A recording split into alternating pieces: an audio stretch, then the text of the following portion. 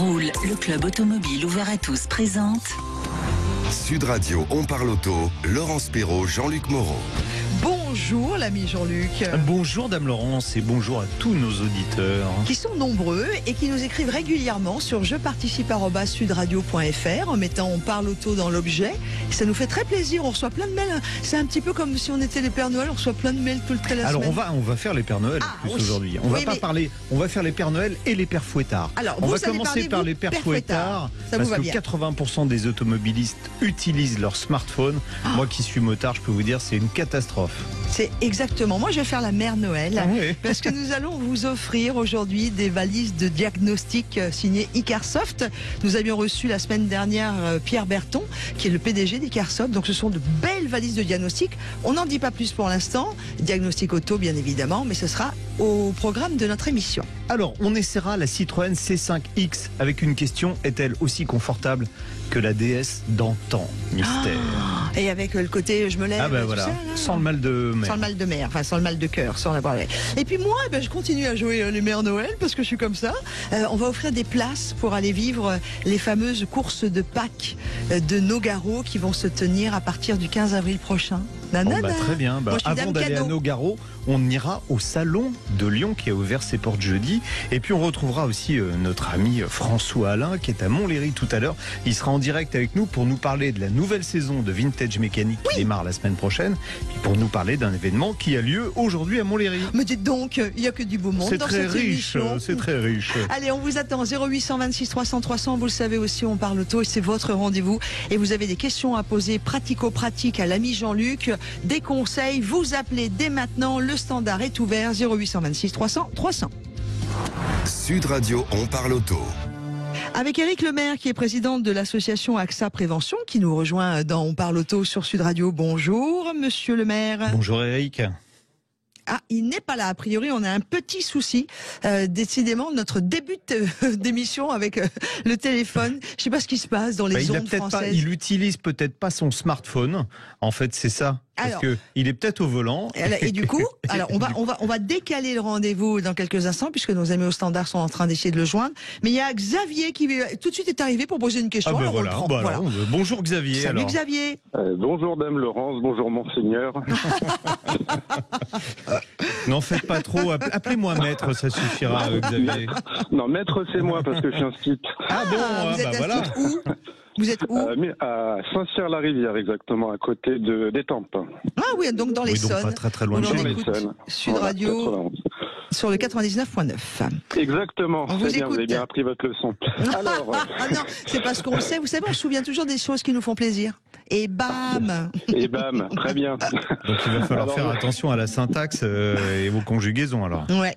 Absolument. On vous écoute. Bon, je fais attention. Donc je suis l'heureux possesseur d'un C5 Aircross hybride rechargeable acheté sur les conseils de Jean-Luc, merci. J'arrive en fin de garantie commerciale, donc se pose la question d'un boîtier éthanol. Mais, puisqu'il y a un mais, j'ai une utilisation très binaire de mon véhicule, c'est-à-dire que pendant plusieurs semaines, j'ai resté principalement en full électrique. Là, sur les 1500 derniers kilomètres, j'ai fait un quart de plein, à peu près. Et tous les 2 mois, je vais à Castres faire un aller-retour où là, je vais faire 2000 kilomètres en une semaine et donc faire plusieurs pleins. Donc en fait, le boîtier éthanol serait rentable, ça, il n'y a pas de problème. Mais la question, c'est est-ce qu'il est raisonnable de laisser de l'éthanol dans un réservoir pendant des fois 6-7 semaines? Super question. C'est une bonne question. Voilà. Alors en plus, Bravo. par rapport à Merci. votre voiture, bravo, merci, au revoir Xavier. Non, mais si, c'est une Allez, super bonne question. journée. Jamais je me laisserai poser, moi. C'est top. Si, parce que, alors, déjà, première chose, le 1,6 litre PureTech, donc qui est le moteur essence qui est dans votre voiture, est sujet à des problèmes de pompe haute pression. Qu'est-ce que c'est que la pompe haute pression? Vous avez 2 pompes sur une voiture, une pompe d'alimentation, ce qu'on appelle la pompe à essence, et quand on a un système d'injection, une pompe haute pression qui va augmenter la pression de l'essence pour qu'elle aille dans les injecteurs, ça va jusqu'à 250 bars. Cette pompe haute pression, elle est un peu, alors j'allais dire fragile, c'est peut-être pas le mot fragile, mais il y a eu des cas de panne. Or, on sait que l'éthanol, c'est pas qu'il est corrosif. Il y a beaucoup de gens qui disent l'éthanol est corrosif. C'est pas vrai. Mais par contre, Et non, alors il est décapant, ça c'est vrai. Si, il est décapant. Et c'est un très bon dégraissant. C'est quand vous faites les carreaux, que vous mettez de la graisse sur vos carreaux, du produit vitre. Non mais c'est l'alcool qu'il y a dans le produit vitre qui dégraisse les carreaux. Voilà. Donc c'est un très bon nettoyant. Ouais, c'est un très bon nettoyant. Mais au-delà de ça, il a une affinité avec l'alcool. Comme Laurence. Voilà, c'est ce que j'attendais, celle-là. Moi, c'est pas de l'alcool que je bois, monsieur, c'est du vin. Donc, il a tendance à absorber l'alcool. Qu'est-ce que je disais? L'alcool a tendance à absorber de l'eau. Il a une affinité avec l'alcool. Oh là là, j'aurais pas dû boire tant ce matin. Bon, donc, l'éthanol a une affinité. Voilà, l'éthanol a une affinité avec l'eau, ça y est, on y est. Et donc, comme il va transporter de l'eau, parce qu'il se mélange très bien avec de l'eau, en revanche, tout le monde sait que c'est corrosif. Même ceux qui sont pas allés à l'école, parce qu'ils ont vu des images du Titanic et on sait qu'un truc trempé dans l'eau, au bout d'un moment, ça rouille. Donc, alors, ça pose deux problèmes dans votre cas. D'abord, la pompe qui est fragile, qui va pas aimer quand il y aura de l'eau qui risque de passer, et surtout, votre voiture qui roule pas souvent à l'éthanol, et là, vous allez la laisser un bon moment. Donc, qu'est-ce qui va se passer? Déjà, en ce moment, vous avez vu, on a des inversions de température qui sont assez importantes entre la nuit et le jour, et qu'est-ce qui se passe quand on a une inversion de température, Laurence? Je le demande parce qu'il y a le professeur qui écoute. Pardon, il y a de la condensation qui va se produire. Vous n'avez pas le Titanic, je vous en parlerai. Il y a de la condensation qui va se produire dans le réservoir. Donc, d'habitude, l'eau, elle coule sous l'essence. Là, qu'est-ce qu'il va faire s'il y a de l'éthanol dans le réservoir? Elle va se mélanger à l'éthanol, donc vous aurez un carburant qui sera fortement additivé d'eau, et ça, c'est pas bon. Ah ouais. Donc ceux qui roulent peu, je le dis, c'est pas que pour vous, Xavier, ceux qui roulent peu, vous ne mettez pas d'éthanol quand la voiture va rester longtemps sans rouler. D'accord.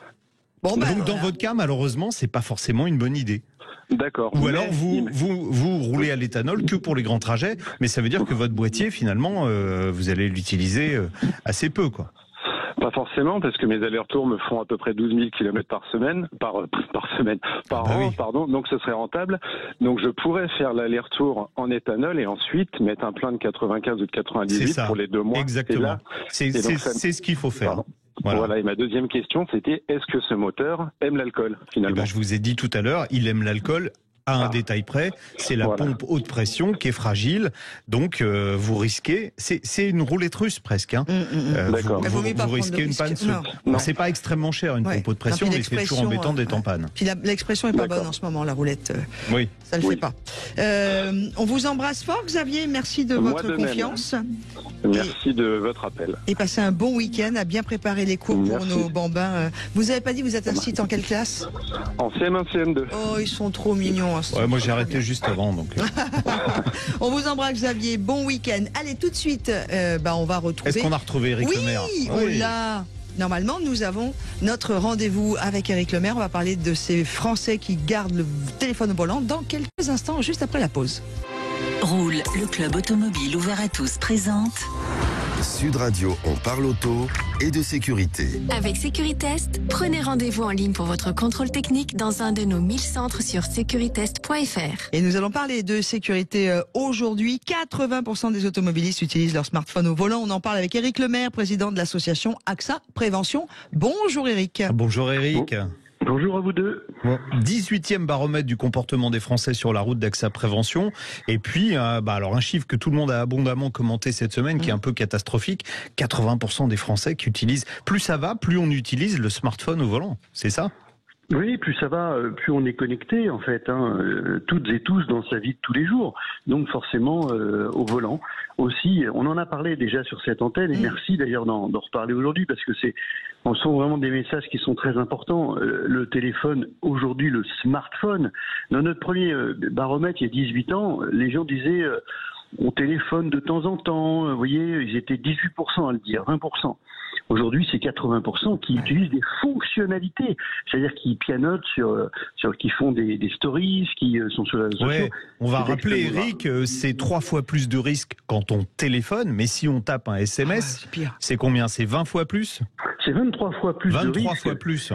sur la route. Parce que si vous tapez une phrase du style « je suis en retard, j'arrive dans 10 minutes », vous levez la tête, vous baissez la tête plutôt de la route pendant 1 minute, pratiquement. Et en plus, si vous êtes puriste et que vous voulez corriger vos fautes, alors c'est encore plus grave. Vous voyez, donc ça veut dire qu'une personne quasiment sur 3 qui passe en face de vous est en train de faire autre chose que de conduire. Et puis il n'y a pas que les automobilistes, il y a les trottinettes. Moi j'ai même vu un livreur qui était en train de taper un texto au guidon de son scooter. Alors avec une main, il était en train de taper un texto. C'est ça, ce matin j'ai failli me prendre une trottinette qui ne regardait pas où elle allait, elle était en train de jouer avec son téléphone. Alors au-delà de ce constat, Eric, on peut faire quoi pour juguler ça ? Écoutez, moi je reste optimiste parce que je me dis que dans notre premier baromètre en 2004, les grands problèmes du moment, c'était l'alcool, la grande alcoolémie, et c'était la grande vitesse. Et en fait, ces deux sujets n'existent quasiment plus aujourd'hui. Je pense que les Français ont été vraiment responsables. Alors c'est vrai qu'il y a eu la répression, les radars, mais il y a eu aussi quand même beaucoup de prévention, et notamment sur l'alcool, il y a eu des efforts. Malheureusement, excusez-moi Monsieur le maire, malheureusement, l'alcool reste la cause principale des accidents graves et mortels sur les 18-24 ans au volant. Oui, absolument. Sur les 18-24 ans. Excusez-moi de ne pas vous laisser dire que les Français sont plus prudents. Je suis pas tout à fait d'accord. Non, moi je vous parle des chiffres de mon baromètre. Et dans mon baromètre, on interroge 2200 personnes de tous les âges, de toutes les origines, bien sûr, sociales, économiques, tout ce que vous voulez. Et là, la vitesse, c'est 30% des morts aujourd'hui, c'est l'ONISR qui le dit. Et c'est vrai que pour l'alcool, c'est que 18%, si j'ose dire, malheureusement. Mais c'est plus élevé chez les jeunes, même s'il y a eu des efforts qui ont été faits. Et je trouve que c'est ça qui peut nous rendre optimistes, c'est de se dire que on doit pouvoir arriver aujourd'hui quand même à se dire, on doit être capable à des moments de sa vie de se déconnecter au guidon, aujourd'hui au volant, parce que sinon c'est beaucoup trop dangereux pour soi-même et pour les autres. Alors vous avez parlé de la vitesse, Éric Lemaire. Les Français, dans votre baromètre, a priori, quand on le lit rapidement en diagonale, on se dit, tiens, les Français respectent pas non plus les limitations de vitesse. Oui, c'est vrai. Alors ça, c'est un chiffre qui nous a beaucoup surpris, c'est que 79% des Français roulent au-dessus de la vitesse autorisée, mais sur tout type de route. Et puis alors, ils ont pris un peu en grippe les zones 30. Les zones 30, bon, tout le monde sait que c'est quand même, ça répond à un besoin de sécurité, bien sûr, de lutte contre la pollution, le bruit. Alors là, je suis pas d'accord du tout, mais alors pas d'accord du tout. Avec Jean-Luc. Je suis pas d'accord du tout, parce que on va multiplier la pollution par 2 en passant de 50 à 30 km/h, on va tuer plus de gens à cause de la pollution qu'on en sauvera en baissant la vitesse. Donc les deux arguments de dire c'est de la sécurité et c'est pour l'environnement, ils sont fallacieux. Donc ça explique aussi. Ça explique aussi peut-être pourquoi les gens ne respectent pas ça, parce que c'est ridicule. Il n'y a pas de logique en fait. Quand vous êtes sur une avenue avec 4 voies de circulation, rouler à 30 quand il n'y a personne. Illogique. La seule logique, c'est 30 km/h à hauteur des voitures, des écoles. Ça, c'est effectivement. Et là, on le comprend. Dans les petites rues, là, les gens respecteront. On ne peut respecter une réglementation que si on la comprend. On est d'accord. Oui, alors on peut respecter les mesures, c'est vrai. Mais il y a aussi toujours cette histoire qu'on est en train de toucher à ma liberté. Et ça, c'est alors que si vous baissez votre vitesse, c'est vrai que les accidents sont moins graves. Je vais vous donner un exemple. À 30 km/h, il faut une dizaine de mètres pour s'arrêter sur route sèche. À 50 km/h, il faut 28 mètres. Et si vous êtes à 65 km/h, il faut près de 40 mètres. Donc c'est ça le sujet, c'est que les accidents sont moins graves lorsque vous roulez moins vite, mais c'est aussi bon quand même pour le changement climatique parce que vous consommez moins. C'est pas vrai. C'est pas vrai. On émet 2 fois plus de CO2 à 30 km/h qu'à 50 km/h. Parce que vous êtes en sous-régime. Alors, dis donc, moi, je n'ai pas les mêmes études que vous. Là, c'est ça le problème, en fait. Non, mais en fait, c'est le problème. Ça, c'est des chiffres très officiels. Voilà, attention. Je vous enverrai les graphiques, vous verrez. On multiplie par 2 la pollution. Sur les NOx, les particules et même les émissions de CO2 quand on passe de 50 à 30. Donc, qu'on veuille dans certains quartiers à proximité des écoles ou là où il y a des petites rues limitées à 30 km/h, c'est parfaitement justifié. Qu'on dise, comme l'ont fait plein de mairies, la plupart du temps écologistes, dire on passe toute la ville à 30 km/h, c'est une hérésie totale. C'est stupide. Donc que Alors, les gens ne écoutez, respectent moi, pas, je dis tant mieux presque. Je vous laisse la responsabilité de vos Oui, propos, complètement. mais ce que Ah je oui, constate complètement. aussi, quand même, dans les déclarations des Français, c'est qu'ils sont aussi 32% à avouer rouler à 65 km/h. Mais Alors ça, là, c'était oui. dans les années 70. Et ça reste quand même un chiffre qui est très haut et qui est très haut depuis tout le temps, depuis qu'on fait notre baromètre.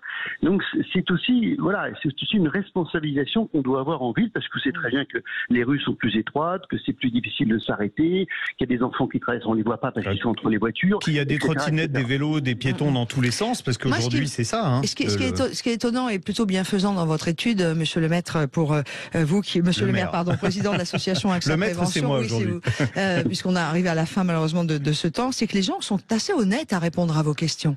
Oui, Vous c'est voyez, anonyme, c'est pour ça. Oui, mais enfin c'est quand même honnête, quoi. Non, mais surtout, ce qui est Oui, c'est intéressant, tout à fait honnête, oui. Eric, c'est qu'on fera un point tous les ans pour voir l'évolution. Parce que ce qui est intéressant, au-delà des chiffres bruts, c'est l'évolution par rapport aux années précédentes. C'est ça C'est qui est intéressant. exactement ça, et c'est pour ça que le 18e baromètre nous permet de voir tout ce qui s'est passé pendant 18 ans.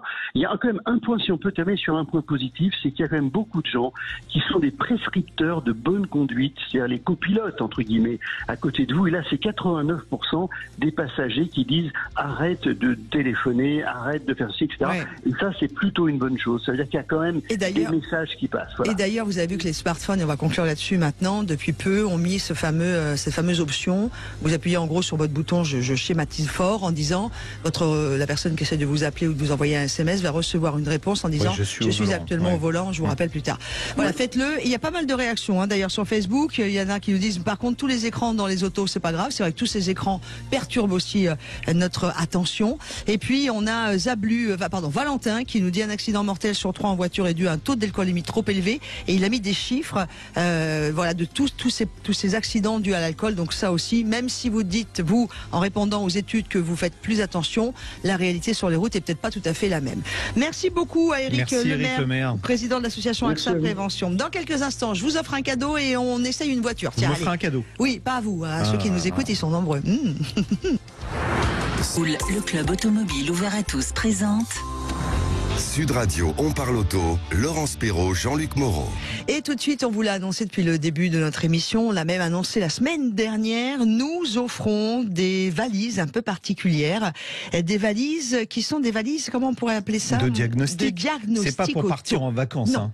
Hein. C'est des valises de diagnostic. Alors ça ressemble donc plus à des on branche. valises. Ça ressemble plus à des valises. C'est comme c'est comme un petit ordinateur, voilà, une des tablette. Voilà, un peu épaisse, que l'on va brancher à une certaine prise. Ouais. On ne dit pas laquelle pour l'instant, puisque ça va être l'objet de la question.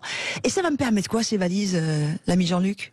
Ça va vous permettre d'avoir des codes panne pour savoir si votre voiture va bien, de connaître le kilométrage réel, de faire vous-même, de jouer au petit garagiste pour savoir si quand vous êtes allé porter votre voiture chez le garagiste, il était bien nécessaire de changer les 4 bougies et pas une seule. Vous voyez, tout un tas de choses. Diagnostic total. Oui, en fait, vous dialoguez avec votre voiture. Voilà, ou simplement s'en servir régulièrement, parce qu'il vaut toujours mieux prévenir que guérir. Ou remettre à zéro, vous savez, sur les voitures modernes, quand vous faites la révision, si vous la faites vous-même, vous avez quand même l'alarme qui reste affiché au tableau de bord. Donc vous pourrez neutraliser ça. La semaine dernière, nous avons reçu quelqu'un qu'on connaît bien, c'est la maison Icarsoft, avec Pierre Berton, qui est le PDG d'Icarsoft, qui était venu avec nous. Et il avait annoncé qu'on allait mettre en jeu cette semaine, donc aujourd'hui, 3 super valises Icarsoft. On va vous offrir la CR Pro Multimarque, la série Genius d'une valeur de 299 € pour la deuxième, et la CR Max qui est la plus grosse, la plus belle, la plus complète, qui va sur toutes les marques, y compris si vous avez une Bugatti Chiron, à 379 €. Alors, on va commencer par mettre évidemment la 379 € en premier, c'est-à-dire que la première personne qui appelle le 0826 300 300 le plus rapidement possible va gagner la plus grosse valise. À condition qu'ils répondent bien à la question. Ah oui, le deuxième, ce sera la deuxième valise à 299 €, et le troisième, ce sera la CR Pro, qui est multimarque et qui est déjà très bien. La question est la suivante. Comment appelle-t-on cette fameuse prise sur laquelle on va brancher la dite valise de votre véhicule? Est-ce la prise OBD ou est-ce la prise LHO? LHO. Voilà. Est-ce la prise OBD? Il fait 40 degrés là. Ou la prise LHO. Ah oui, mais moi quand je les branche, elle a chaud. 0826 300 300, on vous attend au standard. Sud Radio, on parle auto et on prend le volant. Alors quel volant on prend? On prend le volant de la Citroën C5X berline familiale qui entend renouer avec le confort tapis volant des DS de notre enfance qui rendait un petit peu tout le monde malade. Bon, le truc, alors j'ai vu sur les réseaux sociaux, ça râle déjà un peu parce que cette voiture elle est fabriquée en Chine. Ouais. Voilà, donc ça sera le premier défaut. Bon, c'est une grande voiture, 4,81 m de long qui mélange les genres, c'est un mélange de break, de SUV, de berline. C'est un look un peu particulier, on aime ou on n'aime pas. Bon, en revanche, c'est vraiment très vaste. Vous avez beaucoup de place à l'arrière, vous avez un grand coffre, même sur la version hybride rechargeable que j'avais, 485 litres, ça va jusqu'à 540 litres pour les versions essence. C'est surtout, alors pourquoi je dis essence? Parce qu'il n'y a pas de diesel, puisque c'est une voiture qui est fabriquée en Chine, principalement pour le marché chinois, donc il n'y a pas de diesel sur le marché chinois. C'est surtout le confort qui a été privilégié, vous l'avez compris, on a une sellerie matelassée à l'intérieur avec des sièges, ça s'appelle Advance Comfort. Alors c'est quoi Advance Comfort? C'est que vous avez une double densité de mousse, des mousses pour le maintien qui sont un peu plus fermes et des mousses qui sont plus, on va dire, ouatées pour, par exemple, posez votre séant dessus. Donc c'est beaucoup plus confortable. La présentation intérieure, selon moi, aurait mérité une petite touche de luxe supplémentaire. Il y a des matériaux qui manquent un peu de noblesse. Il faut dire que c'est un vaisseau amiral de Citroën, mais c'est pas le vaisseau amiral de Stellantis, puisque c'est la DS9 normalement. Alors, affichage des compteurs, un petit écran 7 pouces, c'est dommage. Alors sur la version que j'avais, ça manque de standing toujours. Il y a un affichage tête haute qui est très lisible en revanche, mais il n'est pas sur toutes les versions. Sous le capot de celle que j'avais, alors oui, vous avez un grand écran central qui fait 12 pouces avec la technologie qui est reprise de la dernière 308. Je parlais de la DS9 juste avant, c'est beaucoup plus réactif que sur la DS9. C'est un paradoxe. Le véhicule très haut de gamme est moins bien équipé que le véhicule juste en dessous. Sous le capot, on retrouve les mêmes motorisations que par exemple sur la 508 hybride rechargeable ou la fameuse DS9. Donc mécanique, moteur 1,6 litre essence, 180 chevaux, accouplé à un moteur électrique de 110 chevaux avec une batterie qui fait 12,4 kWh. On peut faire, allez, j'ai fait réellement, je vous le dis, 50 km en tout électrique. Donc le contrat est à peu près rempli. Et on bénéficie d'une grande douceur. C'est bien évidemment il y a plusieurs positions qui sont réglables sur la suspension. Alors c'est des fameuses, attention, accrochez-vous, les fameuses doubles butées hydrauliques progressives qui en plus sont mariées avec un amortissement variable, réglable selon. Alors il y a 3 lois, il y a confort, hybride et sport. J'ai testé en position confort. Et la question de départ, c'était est-ce que c'est aussi confortable qu'une DS d'antan? La réponse, c'est oui, c'est vraiment l'effet tapis volant des Citroën d'antan. Le mal de mer en moins, le mal au cœur en moins. Franchement, c'est très efficace. Alors, ça se balade encore un peu, mais si vous mettez sur la position sport, cette fois avec la suspension pilotée, vous récupérez un petit peu de précision de conduite. Ça se balade un peu moins, c'est moins dynamique qu'une 508 pour comparaison, mais c'est plus confortable. Il aurait fallu quelqu'un derrière, vraiment. Il aurait fallu quelqu'un derrière pour avoir cette sensation de mal de cœur. Voilà. Bon, reste à part les tarifs. On se dit, elle est fabriquée en Chine, elle va pas être très chère. Tiens, bien sûr. Bon, certes, ça démarre avec le 1,2 litre PureTech, qui est déjà pas mal. Et là, il n'y a pas la suspension active, mais c'est déjà confortable. Il fait 130 chevaux. On est juste en dessous des 33 000 €. Notre version hybride rechargeable en finition haut de gamme s'affiche à 48 550 €. Vous avez 1 000 € de bonus que vous pouviez déduire. Alors, c'est quand même 5 000 € de moins qu'une Peugeot 508 hybride rechargeable. Donc là, au moins, l'avantage, c'est que la construction chinoise se retrouve un peu dans le tarif. Bon, donc une note alors je dirais pour le confort, si vous voulez, c'est pour le moment la voiture la plus confortable du segment. Donc si vous cherchez une voiture confortable, je lui mets 9 sur 10. Maintenant sur la polyvalence générale de la voiture, je mettrais 7. C'est déjà pas mal. C'est bien. Sur 10, oui, c'est quand même pas mal. Non, mais Citroën, de toute façon, c'est historique l'histoire du confort chez Citroën. Ceux qui veulent du confort, ceux qui adoraient la suspension hydropneumatique retrouveront. Même au-delà de ça. Retrouveront ça sur cette voiture. Le confort Citroën, c'est génial. Moi, j'ai fait des kilomètres, des milliers de kilomètres avec ma C4 à l'époque. J'avais jamais mal au dos, rien, peanuts, wallow. Nickel. Bon, il y a eu une période où ils avaient un peu perdu en confort. Ils s'étaient revenus dans la moyenne, mais maintenant, ça y est. Allez. Ils ont réorienté la gamme de ce côté-là. 0826 300 300, vous savez, c'est votre numéro de téléphone pour revenir et nous rejoindre, pour tout simplement poser vos questions. Aussi, vous n'hésitez pas. Le standard est bien sûr à votre disposition sur Sud Radio. Bon, alors après avoir parlé de la C5, est-ce qu'on parlerait par exemple de voiture et d'environnement ? Ça vous dit l'ami Jean-Luc? Oui, pourquoi c'est pas, avec parti. des chiffres très bizarres. Back to Car, première marque de pièces issues de l'économie circulaire, présente Sud Radio, on parle auto et d'environnement. Et on reçoit quelqu'un que j'aime particulièrement, vous aussi, l'ami Jean-Luc, c'est François Roudier, directeur de la communication de la PFA. Bonjour l'ami François. Bonjour François. Bonjour, bonjour. Alors j'appelle pour la valise, moi. Hein. Non, Oui, c'est pour trop parler tard. d'électrique. Et puis, Alors on quel est est sur le Sud montant Quel est le montant de la valise? Non, on parle bien d'une valise de diagnostic. On va se faire taper sur les doigts par nos patrons. Dites, PFA, ça veut dire quoi, François? Plateforme de la filière automobile. En fait, ça représente les constructeurs automobiles et les équipementiers automobiles, tout ce qui est industrie automobile en France. D'accord. Alors François, en mars, il s'est vendu, écoutez bien, autant de voitures électriques que de diesel en France.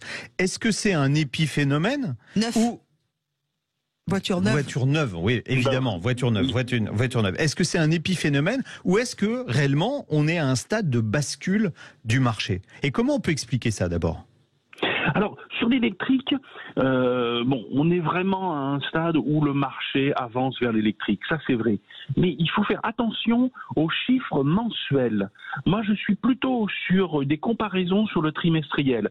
C'est très simple parce qu'on a encore des petits volumes en électrique et vous avez des marques, et en particulier c'était sensible au mois de mars, qui immatriculent par paquet, c'est-à-dire qu'ils vont un peu moins immatriculer le mois d'avant et puis qui vont recevoir plus de voitures électriques le mois suivant, donc ils vont plus immatriculer. Donc faut lisser un petit peu tout ça. Bon, cela dit, si on regarde les ventes des constructeurs français, on prend la Peugeot 208, donc qui est disponible avec tous les types de motorisation, on est à 60% sur l'électrique. C'est bien exactement. au-delà même de ce qu'avait imaginé Peugeot.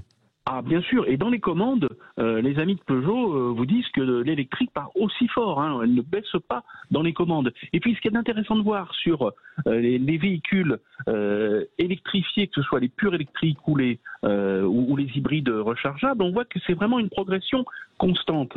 Alors sur l'électrique, le mois dernier et puis les 2 mois auparavant, c'était intéressant parce qu'on voyait qu'on avait les deux moments de la gamme, c'est-à-dire l'entrée de gamme et le haut de gamme en électrique qui se vendait bien, c'est-à-dire la première voiture vendue par Tesla et la première voiture vendue dans la deuxième voiture, mais dans l'entrée de gamme, c'est la Dacia Spring et la i208 qui arrive bien sûr au milieu.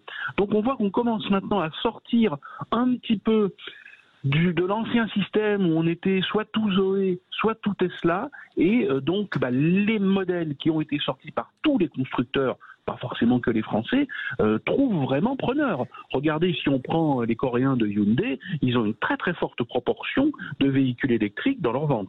Alors François, est-ce ça peut s'expliquer cette progression assez forte de l'électrique par les prix des carburants? Les prix ont explosé, on est aux alentours de 2 € pour un litre de gasoil ou un litre d'essence, alors que finalement une recharge électrique, ça a presque pas varié. On est à 3 €, entre 3 et 4 € au 100 km. Donc c'est quand même beaucoup moins cher. Est-ce que ça a pu inciter les gens à aller vers l'électrique? Ça peut être un déclencheur. Alors c'est un déclencheur, mais c'est pas forcément aussi rationnel que ça. Il y a une certaine idée d'une mobilité pas chère, et ça reste la constante française du client français depuis 1973. Essayons de rouler pour pas trop cher, et l'électrique est intéressant pour ça. Mais ce qui est intéressant à voir, c'est que on est sur des marchés en neuf qui se font surtout en multimotorisation. C'est-à-dire que les ménages qui ont acheté des véhicules électriques sont ceux qui avaient déjà des véhicules thermiques et qui les gardent aussi. Alors dans ces ménages-là, vous avez le typique ménage multimotorisé post-Covid qui va avoir une voiture assez moderne thermique, plutôt grosse, une voiture électrique neuve, et qui va aussi avoir des vieilles bagnoles, des vieilles Laguna qu'on va utiliser pour aller porter à la déchetterie les déchets du jardin. Donc on est sur un marché qui n'est pas uniquement un achat pur d'électrique pour payer moins cher ou pour respecter l'environnement. C'est aussi quelque chose que croyaient pas les sociologues il y a 10 ans, c'est l'aspect statut social. J'ai un certain statut social, je m'achète une voiture électrique. Bon, d'accord. On reparlera bientôt ensemble de la fin du diesel, puisque au-delà de ça, c'est 50% de baisse. On est à 14% du marché. On était monté à 74%. Donc, c'est une question qu'on posera bientôt. Donc, vous notez dans votre agenda, François. Voilà, on se revoit bientôt. Est-ce que c'est la fin du diesel? Ça sera la question. Exactement. Merci beaucoup, François. Merci, François. Merci à vous. Merci beaucoup. C'est vraiment une émission de François, puisque dans quelques on aura minutes, François Alain tout à l'heure. Oui. À 13h10, on retrouvera François Alain pour parler de la nouvelle saison de Vintage Mécanique. Et puis, il est sur un événement du côté de Montlhéry. Je vous dis ça parce qu'il vient de m'envoyer un petit SMS. Il me dit, je suis en place, je suis prêt. Et puis, on va vous rencontrer, vous qui avez gagné les valises diagnostiques. Je vous rappelle que le standard est toujours ouvert. La question, qui est la suivante: sur quelle prise on branche la valise de diagnostic? Est-ce la prise OBD ou est-ce la prise LHO? Et c'est uniquement par téléphone qu'on nous répond sur Sud Radio 0826 300 300 à suivre. Eh bien, on va parler entre autres du Salon automobile de Lyon. Roule, le club automobile ouvert à tous présente Sud Radio, on parle auto, Laurence Perrault, Jean-Luc Moreau. Et depuis 2 jours maintenant, le Salon automobile de Lyon a ouvert ses portes. On en parle dans On parle auto avec Anne-Marie Besner. Bonjour Anne-Marie. Bonjour. Bonjour, directrice du Salon automobile de Lyon. Voilà. Voilà, j'ai lu que ça s'était plutôt bien passé, qu'il y avait une bonne fréquentation sur les 2 premiers jours. Vous en êtes où d'ailleurs ? Écoutez, tout d'abord, je peux vous dire que là où on est très fiers, c'est qu'on a réuni 100% des marques du marché sur le Salon automobile de Lyon, ce qui est effectivement un très beau résultat, un très beau succès, et ça inaugure évidemment de nombreux visiteurs. Ce que je peux vous dire aussi, c'est qu'on a un éclairage particulier puisque nous sommes le premier grand salon européen de l'année automobile, après les annulations du fait de la pandémie de Bruxelles et de Genève. Donc voilà, on a ce qu'on aime à dire, on a un alignement des planètes. Oui, alors vous avez de la chance, parce que normalement, on va rappeler que le Salon de Lyon, il est tous les 2 ans, il est décalé par rapport au Mondial de l'Auto, et cette année, et il est plutôt à la rentrée. Quand je dis la rentrée, c'est la rentrée de septembre, alors que là, vous l'avez décalé et vous êtes juste au bon moment. Exactement. On a vraiment, je dirais, on peut dire, on a eu des creux, mais en tout cas, effectivement, notre salon devait avoir lieu fin septembre. Vous l'avez très bien dit, année impaire, puisque nous sommes en alternance avec le mondial. Et puis, février 2021, on a donc décidé de le décaler de 6 mois, en se disant qu'il y aurait probablement la fin de la pandémie. Donc voilà, je crois qu'on a pris la bonne décision. Alors, comme vous vous êtes arrangé pour dégommer le salon de Bruxelles et puis le salon de Genève, donc c'est vous qui récupérez les nouveautés que les gens n'ont pas vues dans les salons. On peut voir quoi d'ailleurs au salon de Lyon? Alors, on a une quarantaine de nouveautés. Alors, je crois qu'on peut citer les 2 belles avant-premières, la Maserati Grecale. Voilà, je vous la donne avec l'accent italien. Ouais. Et la nouvelle Honda Civic qui est aussi magnifique, mais après, que même moi j'ai pas vu. Alors c'est pour vous dire. Oui. Il vous reste encore. J'arrive. Et vous avez aussi la Mégane E-Tech, la Citroën C5 Aircross. Vous avez aussi chez Toyota la Aygo X. Alors on dit Aygo Cross. Ah d'accord. Parce qu'en fait ils ont fait mais ils ont mis un X dans le nom, mais en fait c'est croix. Voilà. C'est comme Louis Croivet Bâton, c'est Aygo Cross. Toujours Aygo X, vous voyez. Et puis vous avez quand même aussi la voiture de l'année, il ne faut pas l'oublier, la Kia, la jolie Kia qui est à l'entrée du salon. l'EV6. Voilà, exactement. D'accord. C'est superbe. Combien de véhicules exposés sur le salon et combien de mètres carrés qui sont destinés à cette expo? Alors, on a 22 000 mètres carrés pour les expositions. On n'a pas compté les véhicules, voilà. Mais on a 22 000 mètres carrés avec un espace où vous avez les véhicules premium, les véhicules généralistes et également les véhicules de prestige, puisque sont présents Ferrari, Maserati, dont je viens de parler, mais aussi Aston Martin, et puis Porsche, et je crois et Bentley, Lamborghini, pour n'oublier personne. Oui, vous avez aussi des belles expos. Il y a une expo alpine qui mérite le détour. Ah oui, alors hier, nous avons accueilli René Arnoux, François Chatriot, Bruno Sabi. Nous avons organisé un déjeuner des pilotes, puisque à Lyon, vous savez qu'on aime bien la cuisine. Et puis, on est aussi la capitale de l'accueil en France. Ça, je peux vous le dire, puisque vos collègues qui sont venus pour la journée presse, ils sont repartis vraiment emballés par Lyon et le salon automobile, évidemment. Et René Arnoux m'a dit, Anne-Marie, ton exposition, elle est formidable. C'est toutes les alpines en compétition actuellement. Le même plateau a été présenté une seule fois en France avant, c'était au Mans. Voilà, donc on est très très fiers. Il y a tout, donc, il y a les Formule 1, il y a toutes les voitures, d'accord.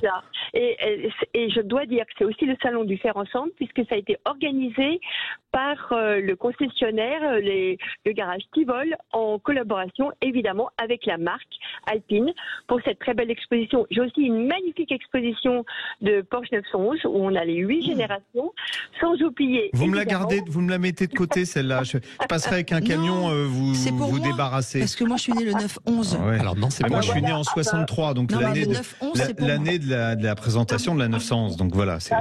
Attendez, vous avez aussi un très beau plateau de la mythique des 50 ans de la R5. Hein. Ah oui, oui. Déjà sur Rétromobile, plateau magnifique. Ouais. Hein. Je salue aussi le salon de Rétromobile. Mais ce plateau de la R5, eh bien, il a été fait par Epoch Auto. Vous savez qui est aussi oui, c'est vrai, qui est un salon qui est à Lyon, exactement.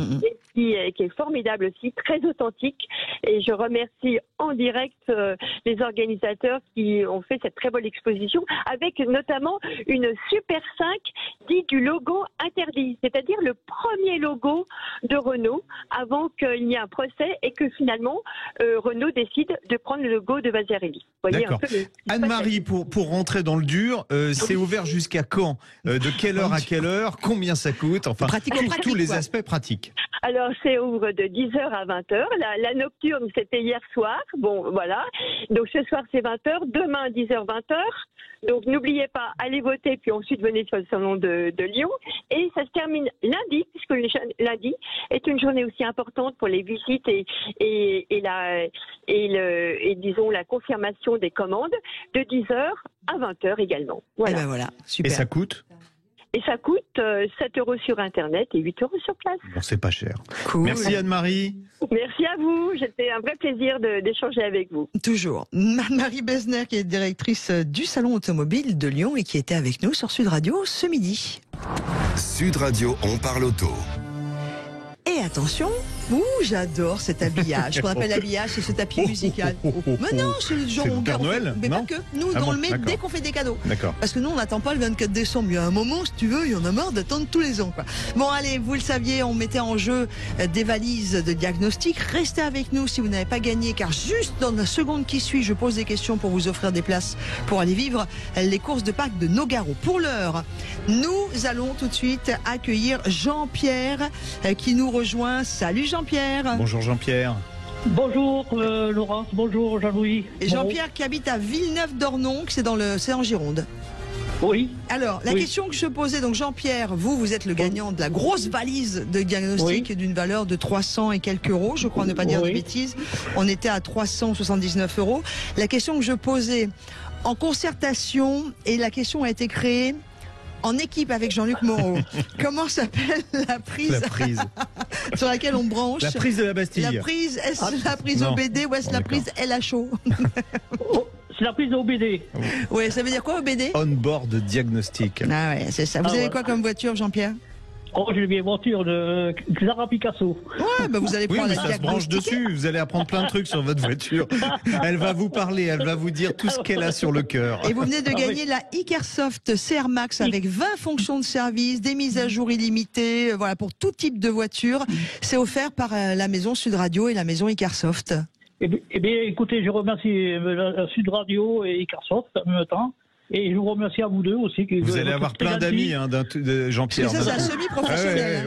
Vous allez avoir plein d'amis. Oui, bah oui. Tous vos amis passent. Je peux passer. Tu me branches sur la prise pour ça. Bah oui. Bah c'est bien. Il n'y a pas de souci pour brancher. Non, parce que franchement, c'est écoutez, Jean-Pierre, nous on passera prendre l'apéro et puis on fera en même temps un diagnostic. Moi, on ne me prend pas, monsieur, on m'invite. Il n'y a pas de souci, il n'y a pas de souci. Je remercie. Et je vous embrasse très fort à vous deux et merci beaucoup. Eh ben, on vous embrasse très fort aussi, Jean-Pierre de Villeneuve-d'Ornon dans le département 33 qui a un super cadeau, l'Icarsoft CR Max, un écran LCD de 7 pouces. C'est vraiment une palette de fonctions de diagnostic intéressantes sur plus de 40 marques. marque. Voilà, c'est assez génial. On va aussi féliciter Daniel de l'Hérault, parce que vous savez qu'on mettait 3 valises aujourd'hui à mettre en jeu. Daniel de l'Hérault gagne la série Genius, et nous avons Yvette Moreau de Paris. non, Jean-Luc M de P de Paris. Yvette de Perpignan qui, elle, gagne la CR Pro Multimarque offert par Icarsoft et Sud Radio. Ben voilà, ça c'est fait. On passe au deuxième jeu ? Oui. Et si vous savez pourquoi je suis aussi joyeuse, au-delà du fait d'être avec vous sur Sud Radio dans On parle auto et avec Jean-Luc Moreau, c'est que Bastien, notre réalisateur, est un mec génial. Il me fait des grimaces, il danse quand on joue, enfin j'adore.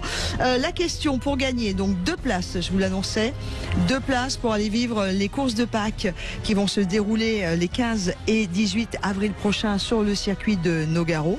Et la question est la suivante. En quelle année, très exactement? On répond pas, Jean-Luc Moreau, on triche pas, on souffle pas pour les auditeurs. Je peux pas répondre, j'ai pas la question. Mais attends, mais je te connais, toi. En quelle année a eu lieu la toute première course automobile de l'histoire de France?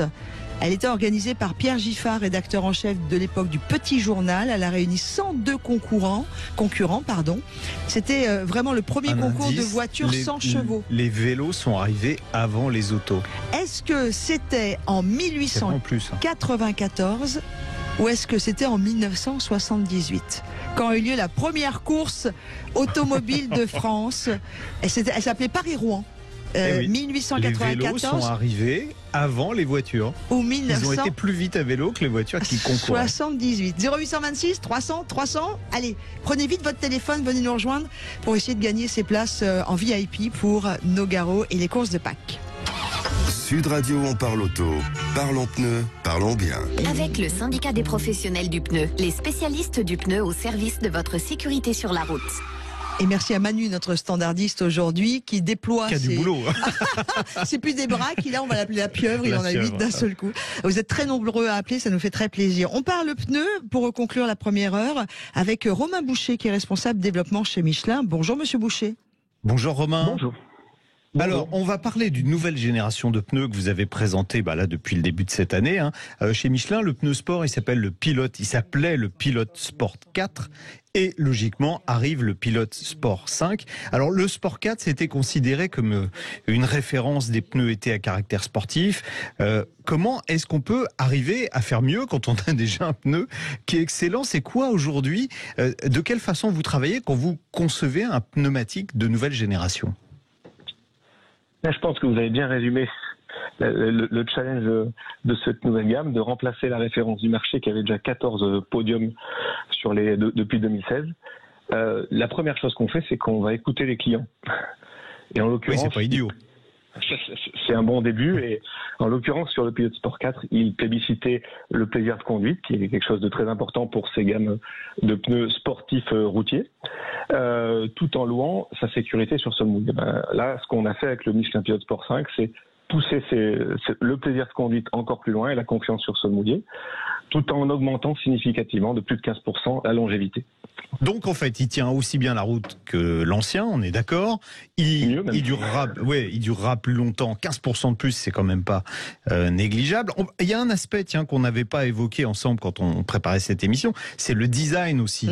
Il est joli ce pneu, c'est vrai que quand on le regarde en photo, je vous invite à jeter un œil, on a l'impression presque qu'il y a sur le côté de la bande de roulement, qu'il y a...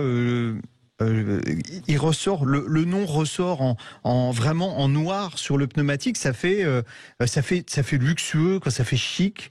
On a l'impression qu'il y a de la suédine, je sais pas quoi, sur le côté du pneu. Comment ça se dessine un pneu d'ailleurs? Est-ce que volontairement on lui donne un style au pneu? Il est beau, hein? Ça, je vous confirme que on donne un style au pneu. Quand on a une belle voiture, ça serait quand même dommage de mettre dessus un pneu qui soit pas à la hauteur. Et donc, effectivement, au sein du projet de conception, on travaille aussi sur les performances, mais aussi sur le design. Et en l'occurrence, ce que vous citez là, c'est la Premium Touch technologie, qui est quelque chose sur lequel on travaille depuis plus de 10 ans et qui permet de faire du noir sur le pneu. Ça peut paraître un peu paradoxal, mais un pneu, il est plutôt gris. Et donc, avec cette nouvelle technologie qui est en fait qui est à base de laser et qui permet de capter la lumière. Ça nous permet d'avoir des noirs très profonds et de faire ressortir la marque ou la gamme, ce qui est le cas sur le nouveau Pilot Sport 5. Ça fait chic. Hein, on a l'impression que c'est du velours. C'est ça que je cherchais. Exactement. Mais du coup, ça monte son prix ou pas? Excusez-moi, j'ai pas entendu. Est-ce que ça le rend plus cher d'avoir fait ça? Ça ne le rend pas plus cher. D'accord. Non, c'est important de le dire. Ça le rend plus attractif. Il est beau. Non, il est beau. Il est beau. Voilà. Il sera disponible. Alors, pour quel type de véhicule? Il y a combien de modèles qui peuvent être équipés et quand? Alors, il est disponible dans 54 dimensions depuis le 1er janvier. Et effectivement, il peut équiper la plupart des voitures qui peuvent aller des petites sportives, des Yaris GR par exemple, à des berlines un peu plus luxueuses ou statutaires, des 508 PSE. La voiture peut-être la plus sportive, ça pourrait être une RS6 par exemple. D'accord, ma Bugatti Chiron, je peux l'équiper avec un pneu comme ça? Pour la Bugatti, il y a un pneu spécifique et aussi un pneu Michelin parce qu'on a un partenariat de longue date avec Bugatti, mais ça ne sera pas du Pilot Sport 5. D'accord.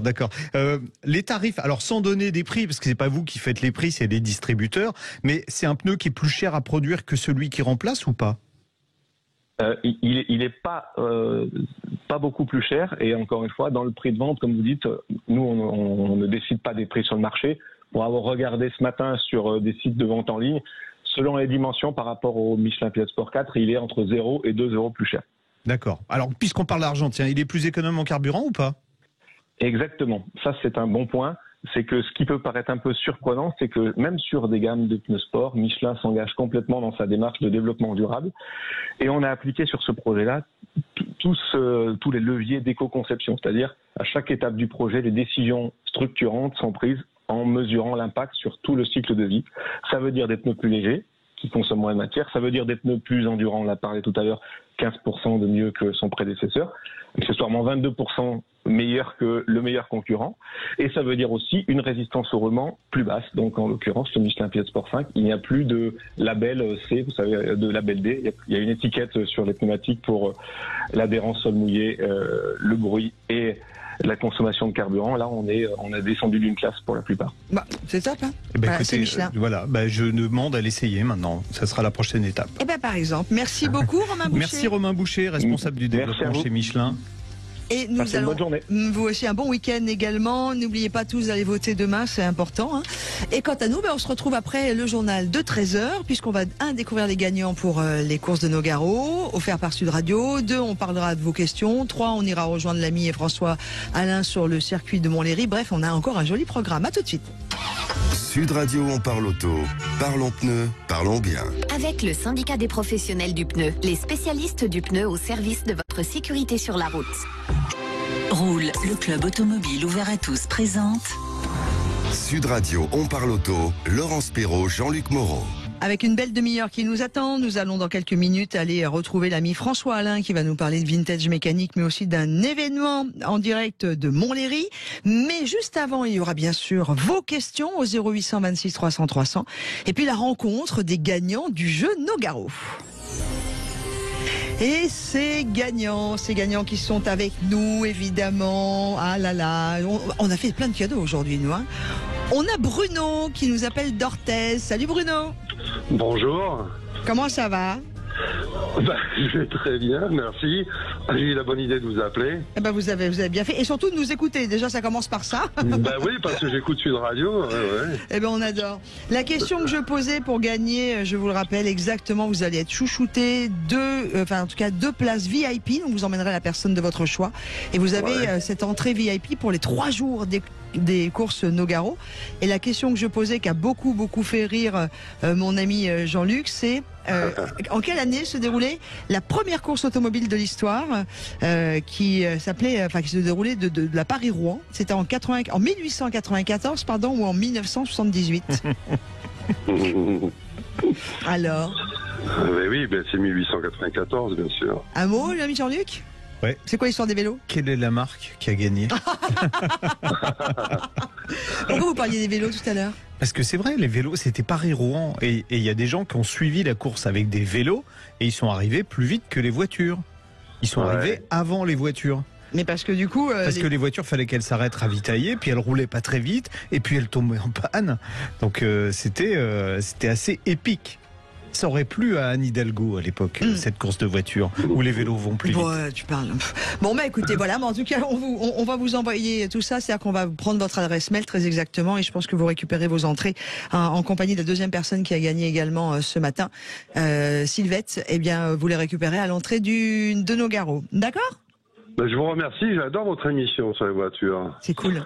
Voilà, et j'aime les voitures. Ah bah ça tombe bien. Bon bah tant mieux. Allez, on vous embrasse très très fort. Merci. Bisous, bisous. Ciao, ciao. Allez, tout de suite après les voitures. Sud Radio, on parle auto. On pose la question à l'ami Jean-Luc et c'est Freddy que l'on accueille. Salut Freddy. Bonjour. Bonjour Freddy. Bonjour Jean-Luc. Il paraît que vous habitez une région que j'aime bien. Eh ben, je pense. J'aime bien aussi. J'habite à Pessac. Ah oui, bon, voilà. Bon, c'est mon vin préféré, mais à boire avec modération. Moi, j'ai plein de vins préférés à boire avec modération. Tous les vins, quand c'est bien fait, sont Donc, bons. Freddy, je réponds à votre question, mais j'attends la caisse de 6 bouteilles. Hein. Oh non. Bah, okay, bah, non c'est moche. Si vous passez la chercher. Bien joué. D'accord. Bien joué. Non. Bon, Alors, vous écoute. On vous écoute. Moi, j'avais une question sur l'éco-conduite. Ça fait un petit peu plus de 30 ans que j'ai mon permis. J'ai toujours roulé en diesel. J'ai eu beaucoup de voitures, des SUV, des monospaces, des routières, mais que du diesel. Et puis là, depuis 2 semaines, je suis passé à l'hybride électrique.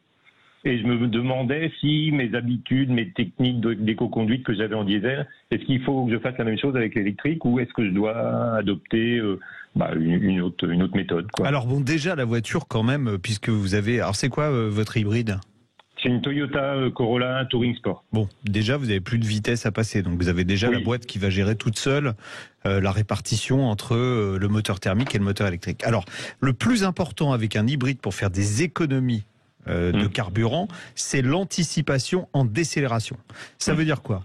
Vous savez, l'avantage de l'hybride, c'est que quand vous ralentissez, c'est le moteur électrique qui va servir de frein.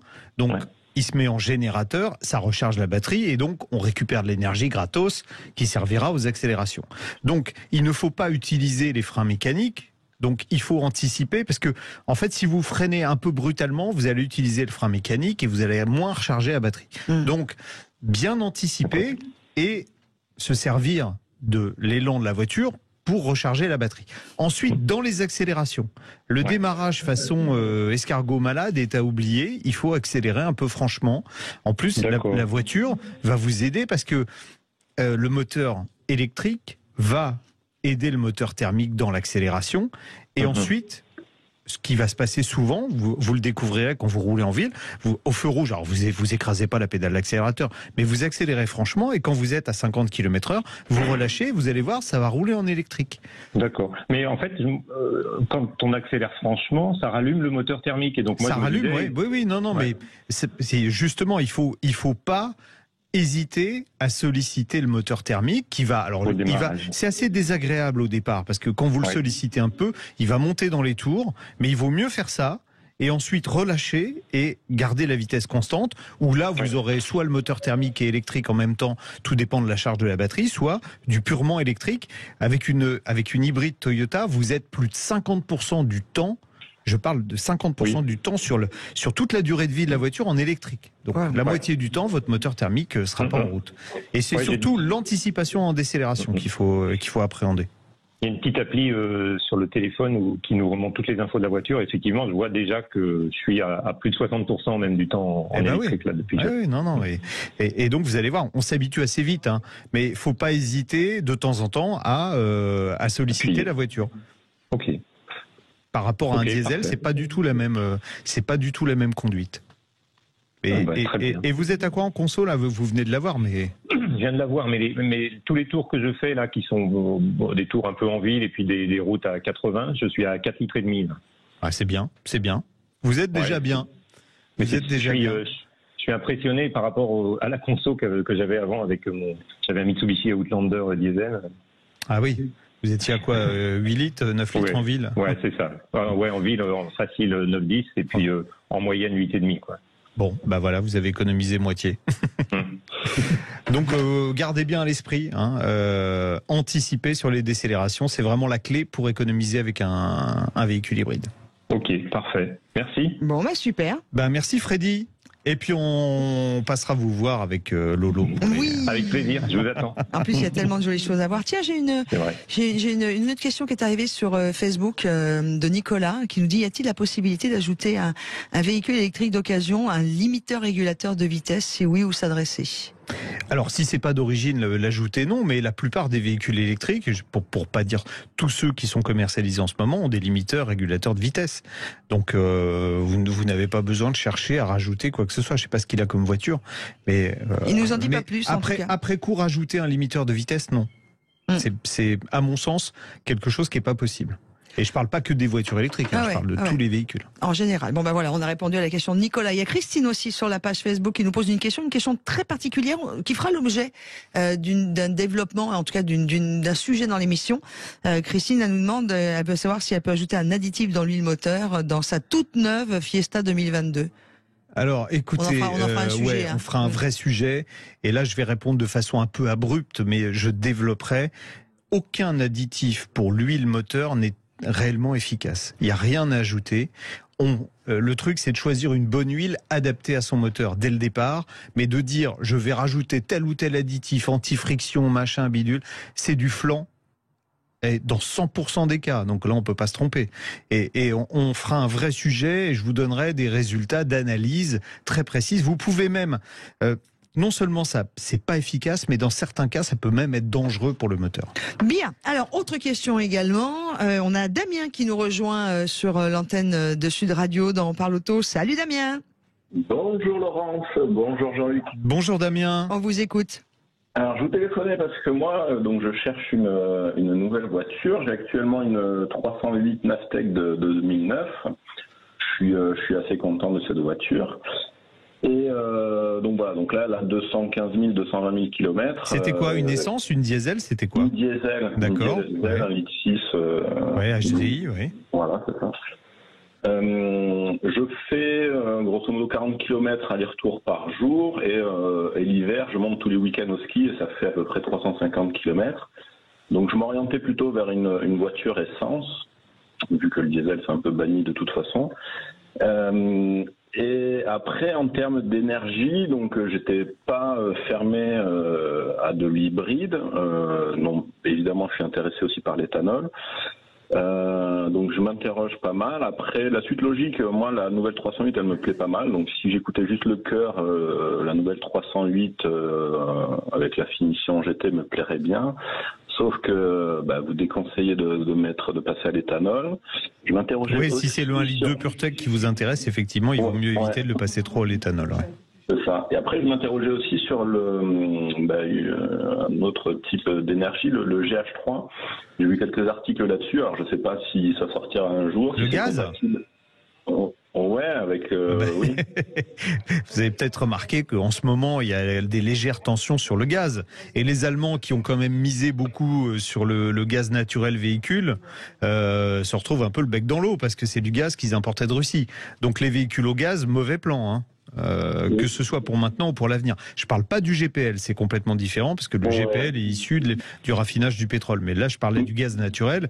Le gaz naturel, que ce soit pour les bus, pour les voitures. Mais le GH3, on le fabrique pas justement en France. Alors, on peut, mais les gros quand vous allez à une station-service. D'abord, il y en a très peu en France, ça c'est déjà le premier vrai problème. Et quand vous allez à une station-service, vous ne connaissez pas l'origine du carburant que vous allez utiliser. Alors même s'il y a des productions plus vertueuses, parce qu'on peut effectivement produire du gaz à partir de alors beaucoup de choses, hein. Ça peut être du recyclage de végétaux, de choses comme ça, mais vous n'aurez pas la garantie de rouler avec un carburant vraiment vert. C'est le problème. D'accord. Ouais, d'accord. Donc franchement, oubliez le gaz. Hein, ça, vous laissez de côté. De toute façon, vous aviez quoi? Il y avait les modèles du groupe Volkswagen qui étaient disponibles avec du gaz et puis peut-être une ou deux Fiat, c'est tout. Il n'y a pas grand-chose. Ouais, d'accord. Et vous voulez une grande voiture ou pas, au fait? Parce que c'est ça la question. Vous me dites la 308... Non, moi, le format berline compact me convient très bien. On est une petite famille, ma femme et ma fille, ça convient très bien. Et c'est quoi votre budget? Parce qu'il y a ça aussi. Alors, budget maximum 35 000 €. Est-ce que vous avez vu la Kia Ceed? Parce qu'elle existe en hybride rechargeable. Ouais. Donc vous me dites, je fais 50 km par jour en hybride rechargeable, vous serez pratiquement en électrique tout le temps. Donc ça va passer à 10 km près, ça va passer, mais vous aurez une conso qui sera extrêmement basse. Le moteur fait 141, enfin le système hybride fait 141 chevaux au total. Donc comme vous m'avez dit, je vais faire du ski. En général, ça monte quand on va faire du ski, donc c'est bien d'avoir un peu de chevaux. Et on est à des tarifs, si vous enlevez le bonus de 1 000 €, on est à 34 790 €. Donc ça passe. Ça passe pour vous. Après, alors le problème que j'ai souvent avec les hybrides, c'est que souvent les batteries prennent la place de la galette, et j'avoue que j'aime bien avoir une galette dans le coffre. Alors non, pas toujours, parce que c'est l'hybride rechargeable, effectivement. Ouais. Voilà, mais autrement, sur les hybrides normales, je peux vous assurer que sur les Toyota, il y a encore des roues de secours sur les hybrides normales. Ah, ça c'est une bonne. Ouais. Bon ben voilà, Xavier.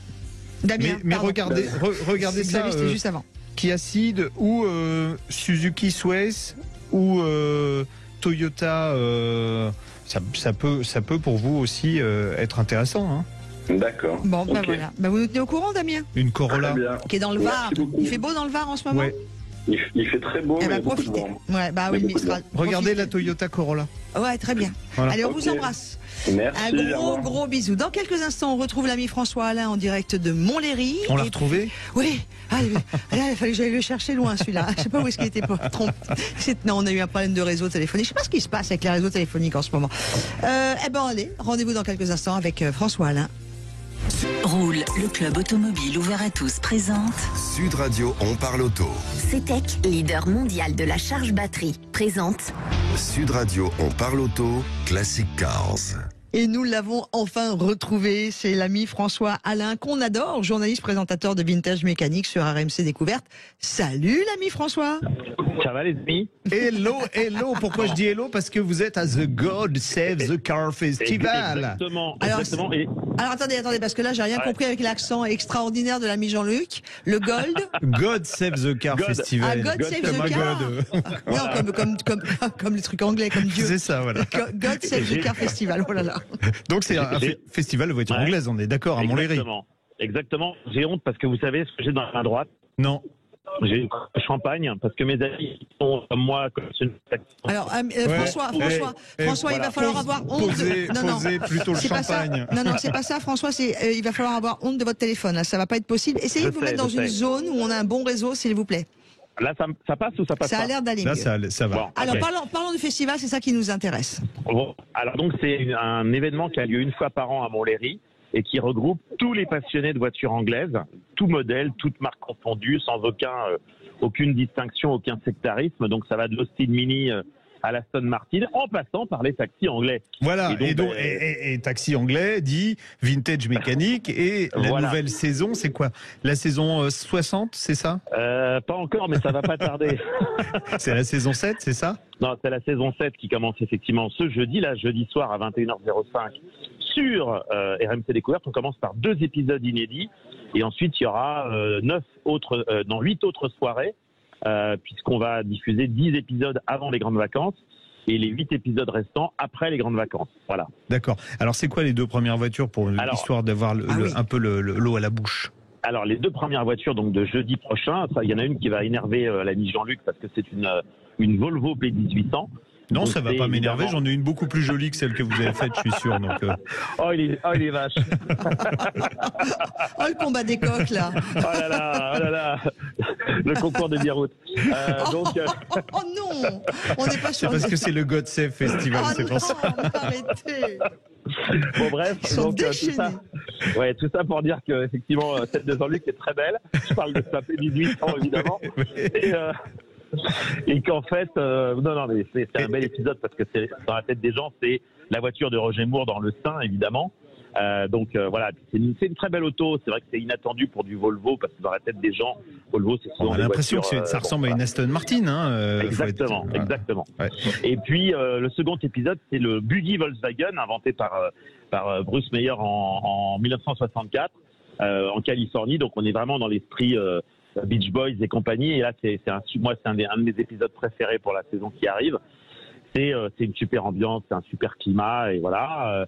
La semaine d'après, on aura le droit à un véhicule 100% britannique. c'est-à-dire un tracteur Field Marshall de 1951 qu'on a restauré. Et ça, c'est un truc extraordinaire. Ça se démarre à la cartouche.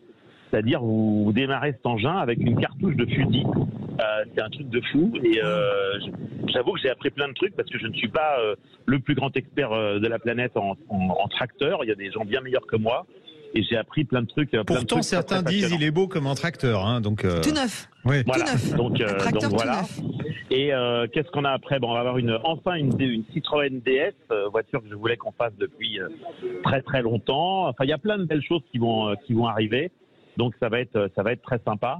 Et non, franchement, on va passer comme d'habitude des bons moments. L'émission, il y a des nouveaux restaurateurs qui sont arrivés pour la saison 7 et il y en aura sans doute des nouveaux pour la saison 8, histoire de renforcer les équipes parce que l'émission a été rallongée, on a plus d'épisodes qu'avant, donc mathématiquement, il faut qu'on soit plus nombreux. Et puis la variété fait aussi le charme de ce programme, je pense, et on passe des bons moments, on essaie de bien rigoler entre nous pour ensuite communiquer notre bonne humeur, je dirais, aux téléspectateurs et rester dans l'esprit des RMC, c'est-à-dire se divertir en apprenant des trucs rigolos et intéressants. Donc voilà, je pense que pour l'instant, ça fonctionne plutôt bien à ce niveau-là. Donc on est très très content que ça fonctionne comme ça. François, on peut vous voir toute la journée là au God Save the Car Festival à Montlhéry? Alors je vais être une bonne partie de la journée au God Save the Car. On est une petite dizaine de taxis qui m'ont rejoint. On vient de faire des baptêmes de piste avec des gamins parce qu'on a profité de l'heure du déjeuner pour que les enfants puissent venir monter à bord des véhicules. On a fait des baptêmes de piste tout à l'heure.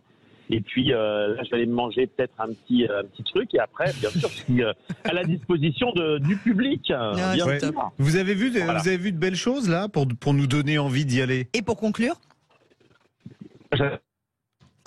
Ça y est, voilà. Le réseau a conclu pour nous, voilà. C'est incroyable. Rappelez-moi la marque de votre téléphone, surtout que j'achète pas celui-là. Alors c'est un téléphone avec une pomme, okay. Voilà. Et pourtant c'est le dernier modèle. Hein, vous voyez voilà. Comme quoi. Bon on va vous laisser François profiter de ces God Save the Car à Montlhéry. Et puis rendez-vous jeudi soir à 21h sur RMC Découverte. Gros bisous à tout le monde en tout cas. On vous embrasse fort. Bisous. Ciao. Et pour conclure, les brèves de la semaine, l'actu auto, l'ami Jean-Luc. Jeep arrête le terme. Sud Radio, on parle auto, Classic Cars. Avec CETEC, leader mondial de la charge batterie. J'ai voulu aller trop vite. Laurence. Jeep arrête le thermique, dites donc. Effectivement, à compter du 1er juin, le constructeur américain, qui fait partie du groupe Stellantis, rappelez-vous, stoppera la vente des modèles essence et diesel jusqu'à ce que les stocks soient écoulés, précise le communiqué. Ça signifie tout de même pas que Jeep va arrêter de fabriquer des moteurs thermiques qui seront simplement accouplés à des moteurs électriques pour proposer des versions hybrides ou hybrides rechargeables. Il y a quand même une exception dans la gamme, je trouve ça énorme, c'est le monstrueux pick-up Gladiator qui a un V6 diesel de 264 chevaux. Alors lui, il reste au catalogue et il échappe même à tout malus parce qu'il est considéré comme un utilitaire. C'est juste énorme, quoi. Voilà. Ouais, moi, je trouve ça fort. Oui. Il y a un moment, il faut passer. C'est exactement. Il y a la réglementation. Alors, on peut la contourner gentiment. Là, en tout cas, il la contourne et ça me fait bien rire. Merci beaucoup, Jean-Luc. On se retrouve la semaine prochaine. Avec beaucoup de plaisir. Vous le savez, la semaine va être longue. Merci à tous ceux qui nous ont suivis sur la page Facebook de Sud Radio. On a plein de merci de Christine, on vous embrasse. Enfin, tout le monde. Stéphane qui est arrivé aussi. Momo. On a on a Nicolas. On a 3,6 litres, voilà, au 100 sans doute ou au 50. Tout de suite, on vous laisse avec la merveilleuse équipe de Invino que j'ai aussi le bonheur de rejoindre régulièrement. Bon week-end tout le monde.